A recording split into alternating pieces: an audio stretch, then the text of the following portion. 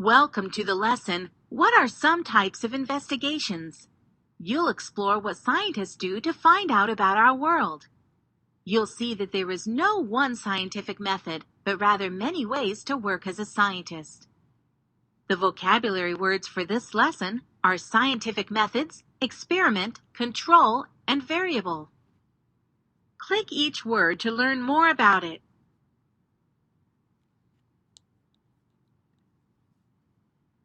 Have you ever thought much about insects? How many species do you think scientists have identified? Did you know they have identified 1 million species of insects on our planet? But are there more? Experts think there could be 9 million species that haven't been identified yet.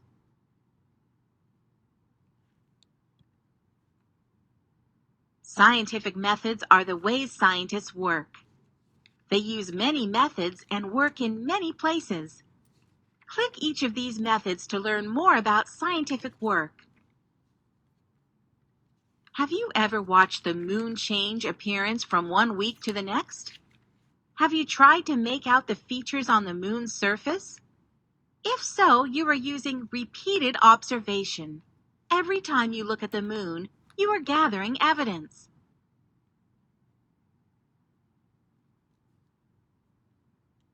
Would you like to see what's inside the human body?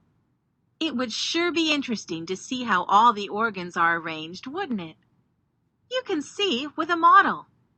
Scientists use models to help them understand things in the natural world that they can't investigate up close.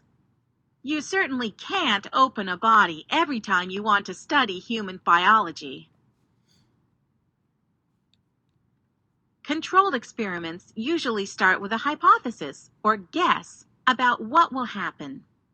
Investigators will change one thing to see how it affects other things. They collect data and then make a prediction about what might happen next. They keep changing their hypothesis as they get more data.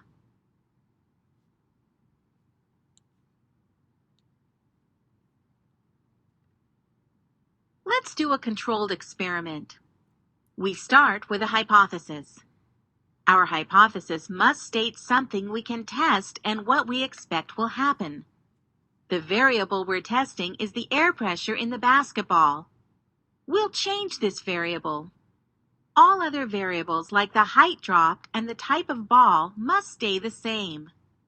If we control all variables but one, then we know that any differences we see are due to that one variable that changes.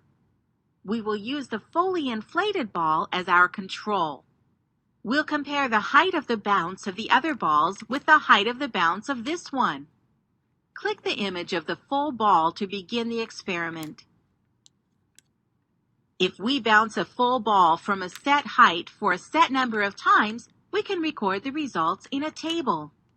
This will act as our control. Before we begin, we should measure the air pressure inside the ball. And take note of it. We can then release some of the air from the ball and note how high the ball bounces from the same height and for the same number of times. Once again, we should measure the air pressure in the ball and take note of it.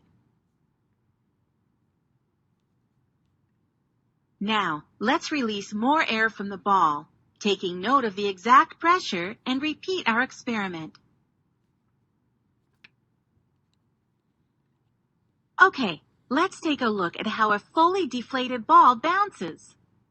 We'll release all the air and repeat our experiment. Now that we've completed our experiment, let's take a look at the height track the various basketballs take in the image here. We can use this data to plot a graph or to calculate averages and other mathematical terms. Look at the height track the various basketballs take in the image here.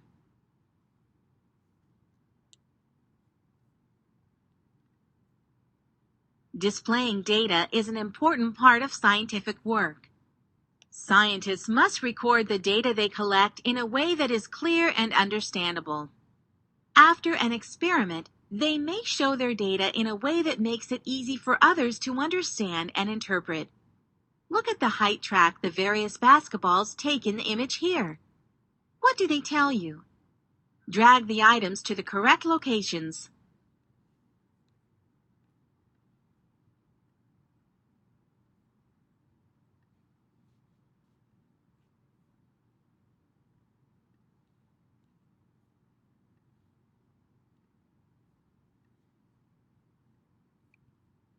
Our experiment has proven that the higher the air pressure in the basketball, the higher the bounce height.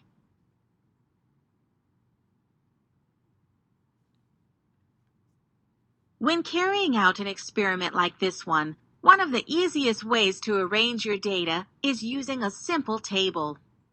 Let's take a look at how we might prepare a table for this experiment. Click the first image to begin. First of all, we need to design our table. We're going to need some rows and some columns. I wonder how many we should use. Let's think about columns first.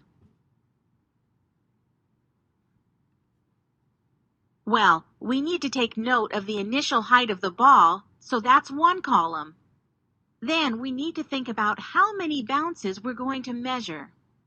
Let's make it 3, so that means we need 1 plus 3 equals 4 columns. Now let's think about the number of rows we need.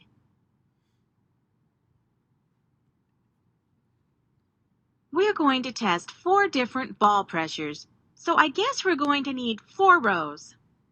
We also need a row to add in our titles. This helps us remember what each number means.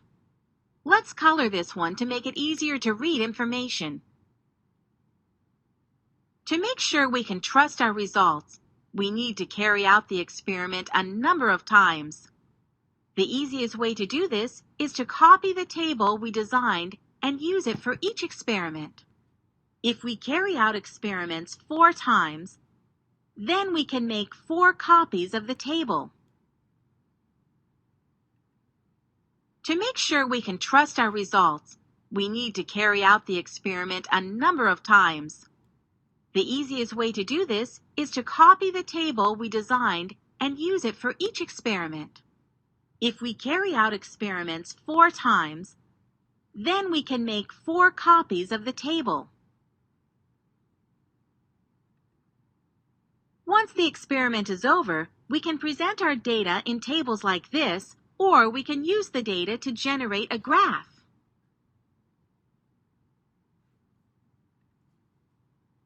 Now it's your turn to decide how to find an answer to a scientific question. Which type of investigation would work best to answer each question? Drag your answers into position.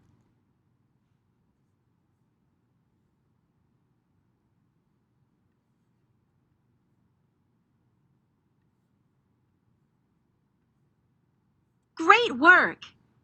You recognize these scientific methods.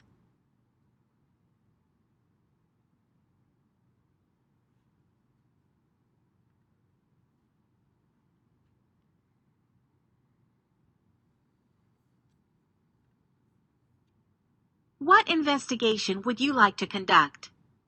Think of a question you would like to answer. Which scientific method would you use? Type your answer, then click OK. Regardless of the question you would like answered, you should also make a hypothesis and then try and find data to support it.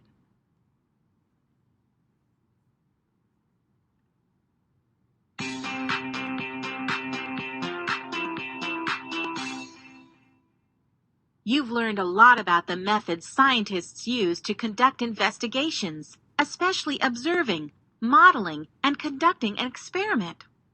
You've also seen that investigations do not have to follow the steps of any one scientific method. Now that you've finished this lesson, if you wish, you can go back and review any part of the lesson again.